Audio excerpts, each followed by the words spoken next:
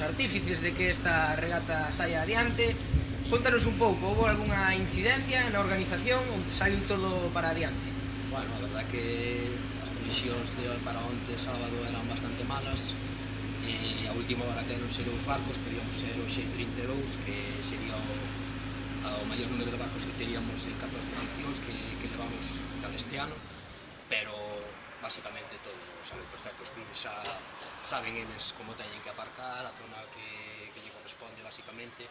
A verdad que todos os clubes colaboraron e ningún incidente.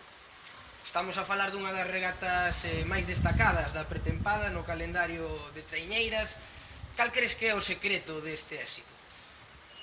Bueno, pois non o sei, a verdade é que creo que pode ser dar varias circunstancias, que estamos na mitad da pretemporada, é unha boa fecha para facer algunha proba para os entrenadores. Nos sempre dicimos aquí que é unha regata para entrenadores, é un pouquiño por remeros para vernos as caras, para saber como se están os clubes, quen rema en cada club, os cambios que houbo, bueno, que quizás por eso poda que teña tanta participación. No caso de Cabo de Cruz, xa enfocando un pouco máis ao deportivo, estades, se non unha das embarcacións dos clubes, máis importantes do panorama galego. Sacades 2 traiñeiras este ano na masculina, unha na femenina.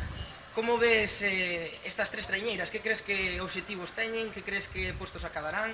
Bueno, quizás os máis indicados serían os entrenadores para darche esta opinión, pero o que si vexo é que ter 3 equipos na margen era moita ilusión, volver a ter o equipo B como fai 2 anos e fai 3, pois ver aos chavales que teñen a posibilidade de remar, os juveniles, con xente xa experimentada.